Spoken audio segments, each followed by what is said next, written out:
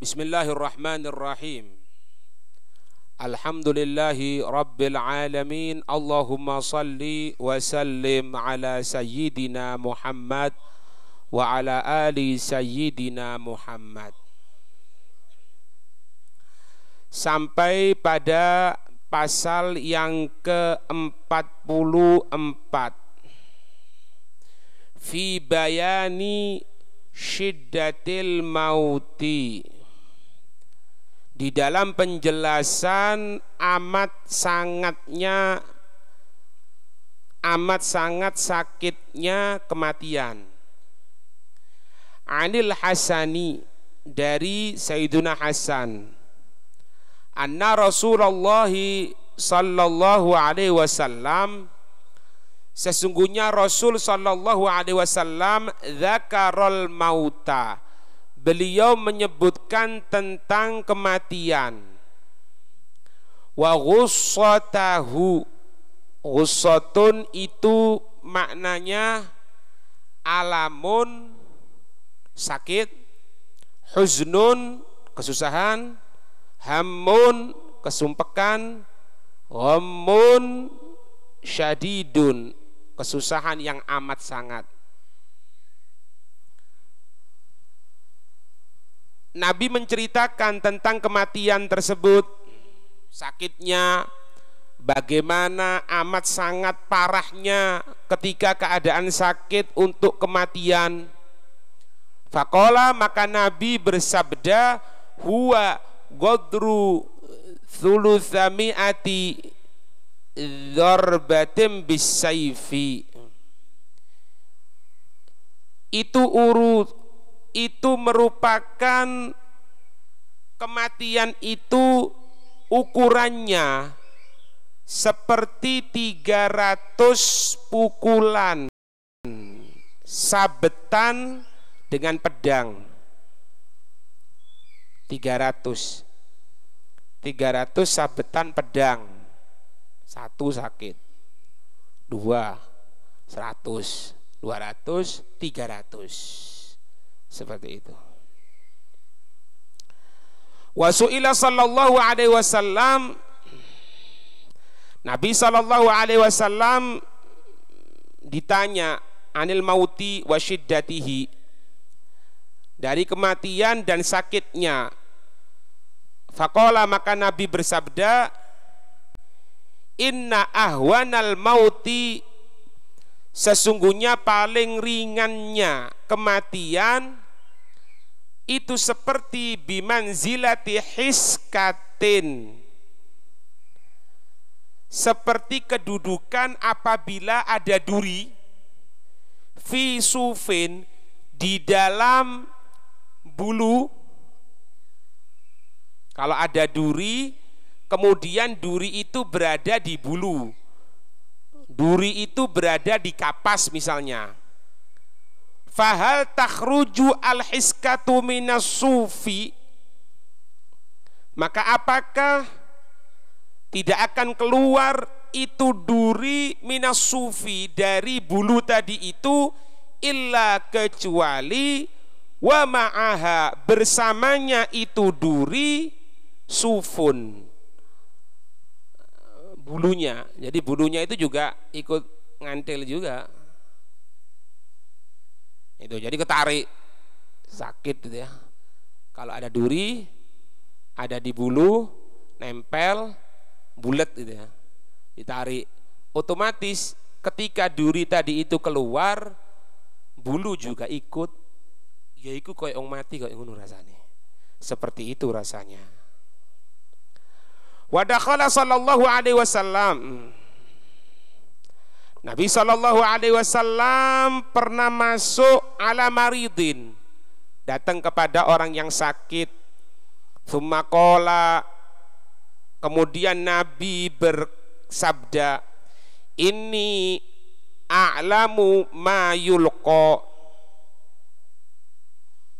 sesungguhnya aku mengetahui apa-apa yang dia rasakan, yang dia berikan, yang dia dapatkan, yang dia rasakan. Ma minhu, tidak ada darinya irkun, satu urat pun, illa kecuali wa bi alami lil mauti, kecuali seperti itu sakit untuk kematian ala haddatih, atas sakitnya batasan kematian tadi itu. Jadi suatu saat Nabi masuk ke tempat orang sakit, Nabi mengatakan, aku tahu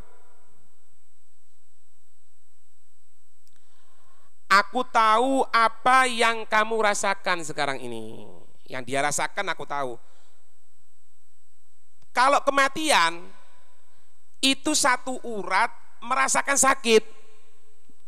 Jadi bisa tanyakan saja, berapa urat manusia? Satu urat itu merasakan sakit sampai pada puncaknya sakit. Apa sakit apa yang uratnya sakit itu? Ya asam urat. Asam urat. Kan gitu. Tapi sakitnya ya apa? Masa seluruh badan? Ya asam urat ya kaki mungkin, tangan kesemutan gitu tok. Tapi mosok mukai kesakitan juga? Enggak. Wajahnya ini kesakitan, ya enggak. Padahal itu asam urat sakitnya, masya Allah. Iya, Kak Waru, ya pernah kan naik. Iya kan? Ini cuma satu urat itu dibuat sakit semua oleh Allah. Apa? Setiap satu urat dibuat sakit semua. Jadi urat itu kan yang nyambung tuh Pak, yang nyambung. Apa ini? Sampai semoga Allah selamat, memberikan keselamatan ya kepada kita semuanya. Orang itu kalau misalnya pembuluh darah yang ada di otak pecah, kan otomatis kan seperti selang pecah toh Pak. Selang pecah tadi itu darahnya kan keluar terus memenuhi dari otak. Ya itu tergantung ketentuan Allah. Cuma secara medisnya sulit untuk disembuhkan. Biasanya itu meninggal. Itu naudzubillah min dzalik, semoga dijaga oleh Allah.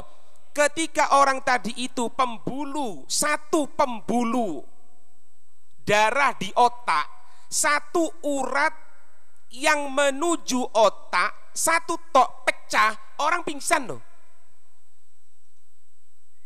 Iya kan? Ini satu tok ke otak pecah, tas. Orang pingsan tidak sadar. Sampai menuju ke hadrat Allah Subhanahu wa taala. Lah kita bisa bayangkan kalau satu urat saja yang pecah bisa buat orang pingsan seperti itu, terus bagaimana kalau seluruh urat, katanya Nabi? Ma minhu irkun illa wa bi alami lil mauti ala haddati. Tidak ada satu urat pun yang ada dalam jasad manusia tadi itu kecuali setiap satu urat merasakan sakitnya itu kematian atas puncaknya. Gitu lah. Ngono iku, Pak. Ya apa jeneng mati. Nah, kadang mati itu, orang meninggal itu jangan kasar-kasar. Kalau Ramadan semoga Allah memberikan kesehatan sama kita. Yang ngaji Ramadan itu, ketika jasad dimatikan, jasad itu bisa ngomong kan? Hei, kamu yang mandikan jasadku, jangan keras-keras. Aku ini baru dicabut, rasanya sakitnya itu masih belum hilang. Lek bosone kita orang jareme ku si ono, jaremnya itu masih ada. Gitu lah Pak. Sayyidina Ali wa kana Aliyun karramallahu wajhahu. Sayyidina Ali semoga Allah memuliakan wajah beliau. Yahubbu alal qital. Beliau itu memberikan semangat atas pertempuran, atas berjuang di jalan Allah, atas berjihad. Wa yaqulu, Sayyidina Ali berkata, in lam taqtulu fatamutu. In lam taqtulu, kalau kamu sekalian tidak bertempur, berperang, kamu sekalian akan mati.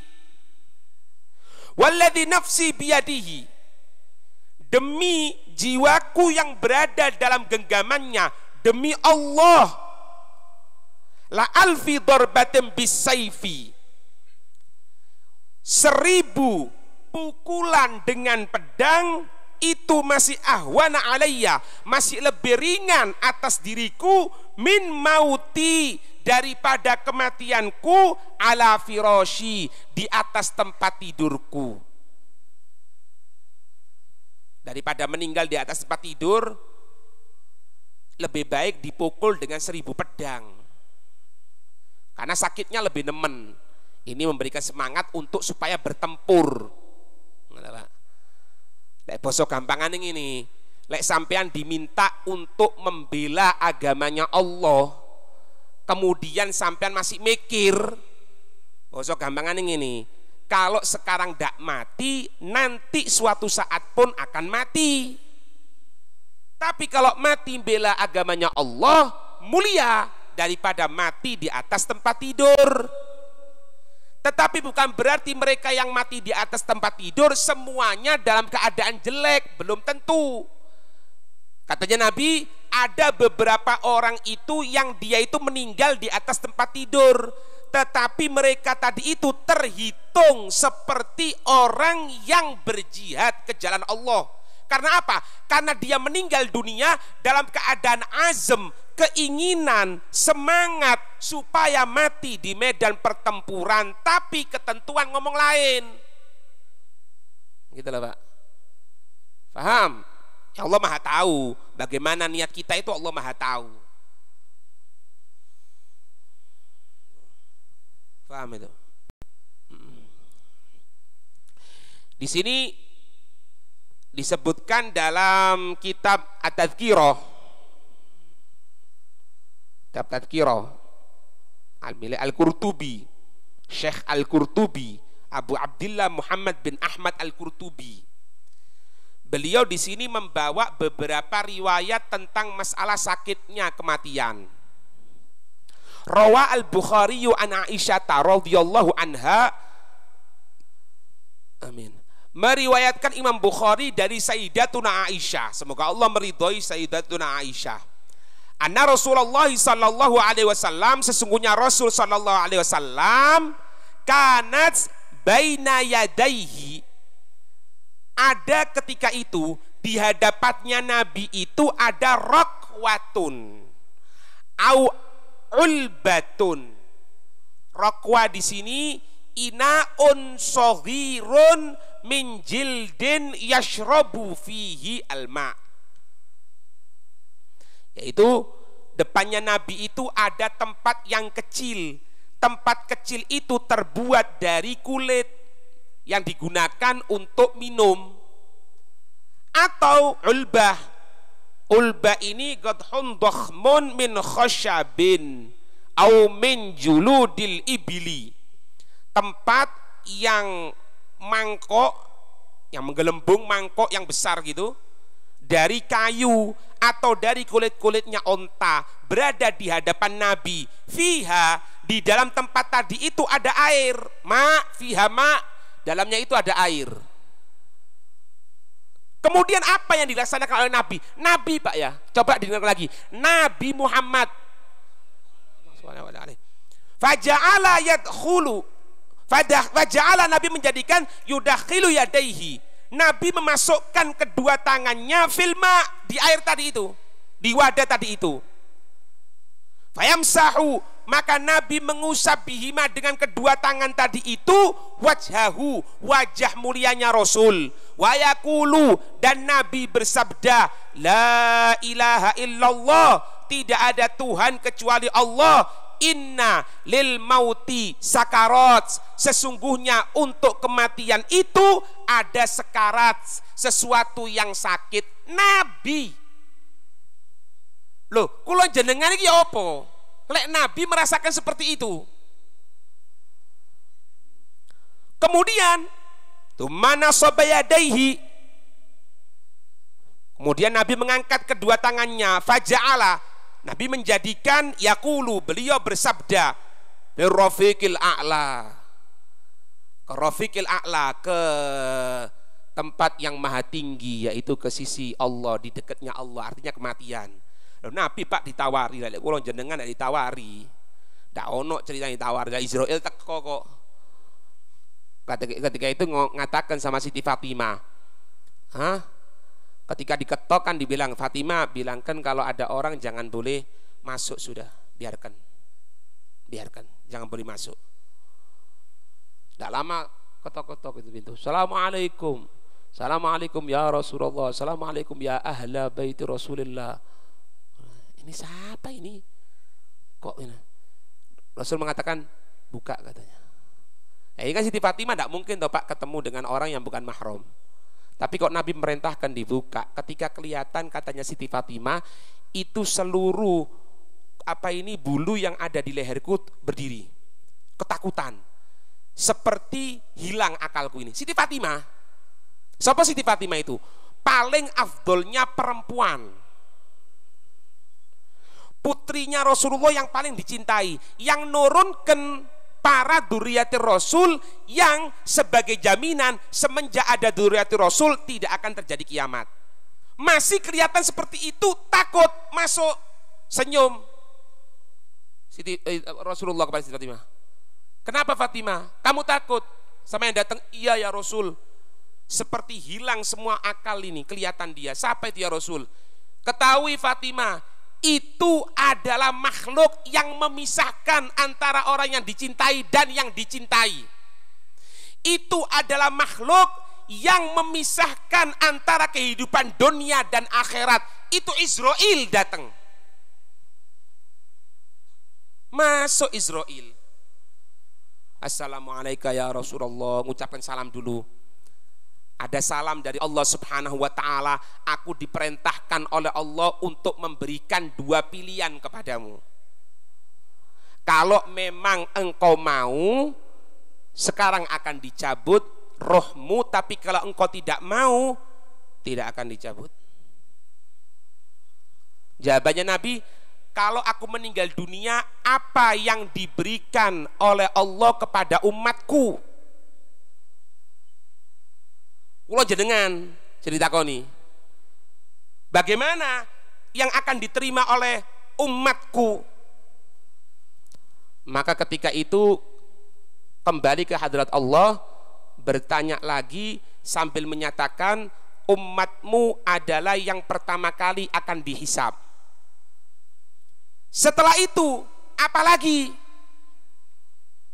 Kembali lagi hadrat Allah, kembali lagi sambil mengatakan bahwasannya umatmu sekecil, sampai terakhirnya itu sekecil biji sawi pun akan dimasukkan sorga, meskipun sekecil biji sawi keimanan kepada Allah. Kalau sekarang sudah tenang aku, ila rafiqil a'la, baru malaikat Jibril waktu itu tidak ada. Ditanya, loh mana Jibril? Kok ninggalkan aku? Kenapa? Apakah dia tidak senang sama aku? Malaikat Jibril datang ketika itu sambil mengatakan bahwasanya, wahai Nabi Muhammad, selama aku hidup di dunia, selama engkau hidup di dunia, aku selalu membarengi engkau. Tapi untuk sekarang ini, aku tidak mampu untuk melihat dirimu ketika engkau menahan rasa sakit ketika kematian. Bukan aku benci, tetapi aku tidak tega kepada dirimu. Tanya Rasul, apa yang dirasakan ketika kematian wahai Jibril? Malaikat Jibril mengatakan bahwasannya ada banyak riwayat. Ada yang mengatakan seperti 300 sabetan pedang. Ada juga yang mengatakan seperti kambing yang hidup, kemudian kulitnya dibuka dengan paksa dalam keadaan hidup. Setelah dengarkan seperti itu, Rasul mengatakan, aku meminta kepada Allah Subhanahu wa ta'ala untuk separuh sakitnya umatku, aku Muhammad Rasulullah yang menanggung. Allahumma salli wa sallim alaihi wa ala alihi. Mulai dicabut. Ketika mulai dicabut sampai pada lutut merasakan sakit, minta berhenti dulu. Mengatakan bahwasanya inna lil mauti sakarat, sesungguhnya untuk kematian itu sesuatu yang sakit, diambil lagi, diusapkan ke wajahnya, sampai terakhir ucapan Rasul, ummati ummati ummati, as-shalah as-shalah al-mar'ah wa ma yamliku min wa ma yamliku min amatin aw kama qol. Salat umatku, salat perempuan dan budak yang kamu miliki, hati-hati, jagaan itu. Meninggal Rasul. Faham? Sampai Nabi itu dikatakan di sini, tsumma nasaba yadayhi faja'ala yaqulu, ngangkat kedua tangannya, Nabi menyatakan firrafiqil a'la hatta gubido wa malat yaduhu, sampai Nabi itu dicabut ruhnya, pindah ini. Sudah jatuh lagi gini, jatuh ini.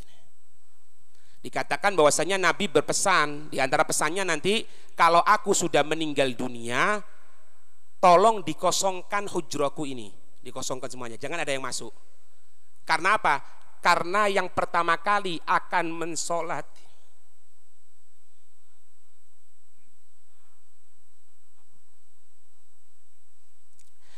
karena yang pertama kali akan mensolati jenazahku Allah Azza wa Jalla. Jadi tolong jangan ada yang masuk sama sekali. Setelah itu baru para malaikat. Allahumma shalli wa sallim alaihi wa alihi.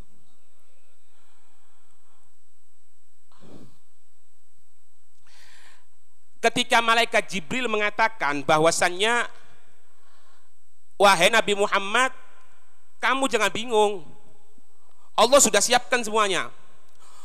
Allah siapkan penyambutan, Allah memberikan hiasan itu sorga, Allah memberikan berbagai nikmat kepada dirimu. Jangan khawatir, ribuan malaikat sekarang sudah berjajar, bersaf-saf untuk menyambut rohmu yang mulia. Apa jawaban Nabi? Katanya Nabi, bukan itu Jibril yang aku cari, bukan sambutan para malaikat, bukan yang aku minta itu sorga dengan macam-macam kenikmatan sorga, bukan itu, bukan. Yang aku pikirkan bagaimana umatku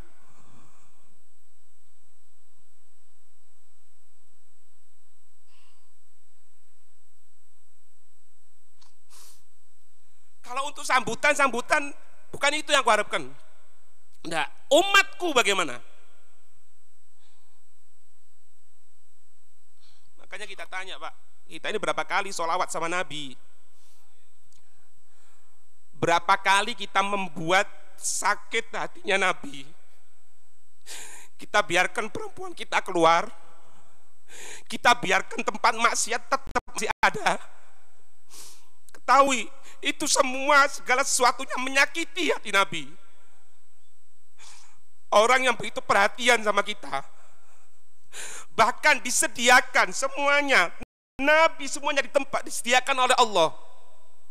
Mimbar-mimbar dari sorga, mimbar-mimbar dari cahaya, untuk langsung naik masuk ke hadirat Allah, menuju sorganya Allah.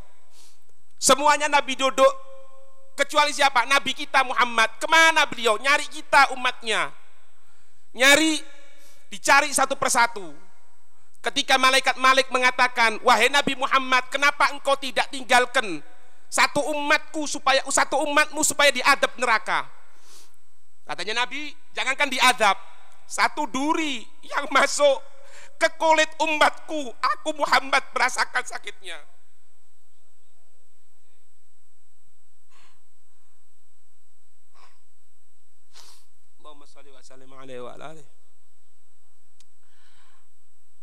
Dalam riwayat yang lain dikatakan, ma aghbata ahadan bihauni mautin ba'da alladhi ra'aitu min syiddati mauti Rasulillah sallallahu alaihi wasallam. Tidak pernah, katanya Siti Aisyah, aku melihat keinginan kepada apapun setelah aku melihat mudahnya wafatnya Nabi. Tidak ada sesuatu yang aku inginkan dari siapapun kecuali aku ingin supaya kemudahan kematian setelah aku melihat bagaimana sakitnya ketika Rasul Shallallahu Alaihi Wasallam dicabut ruhnya. Siapa yang barengi? Siti Aisyah. Dipangku oleh Siti Aisyah kepalanya. Datang saudaranya Siti Aisyah. Maka Nabi meminta untuk supaya disiwaki. Ketika itu disiwaki, karena siwaknya terlalu kasar, Nabi tidak mau berucap, cuma memberikan isyarat agar supaya siwak tadi itu dilembutkan. Maka ketika itu oleh Siti Aisyah, siwak tadi itu digigit, dilembutkan. Maka aku siwaki Rasul. Maka Siti Aisyah mengatakan apa? Aku bangga, aku senang. Karena apa? Di akhir umurnya bercampur ludahku dengan ludah Rasul Shallallahu Alaihi Wasallam. Sampai pikirkan, orang yang seperti ini ada yang musuhi, Pak. La haula wala quwata illa billah. Siti Aisyah, Pak, dibarengi dengan saudaranya, masih ada yang musuhi, barengi Rasulullah. Semoga kita dijaga, Pak, dijaga dari akidah yang tidak benar, dijaga dari segala perbuatan kemaksiatan, dan semoga kita selalu ingat bahwasanya orang yang paling perhatian kepada kita bukan orang tua kita, Pak, bukan siapapun, tetapi Rasul Shallallahu Alaihi Wasallam yang amat sangat perhatian kepada kita. Orang tua kita pun perhatian kepada kita, tapi dibandingkan Rasul, ketika kelihatan dalam keadaan mahsyar, dalam keadaan ketakutan, yauma yafirul mar'u min akhi wa ummihi wa abi wa sahibatihi wa bani likulli imri'in yauma idz sya'nu yughni. Ketika saudara lari dari saudaranya, orang tua lari dari anaknya, suami lari dari istrinya, teman lari dari temannya, tapi Nabi kita Muhammad yang menyatakan analaha, analaha, aku yang akan memberikan syafaat, aku yang akan memberikan syafaat. Semoga kita tidak pernah menyakiti Nabi Muhammad. Amin ya rabbal alamin. Wallahu a'lam.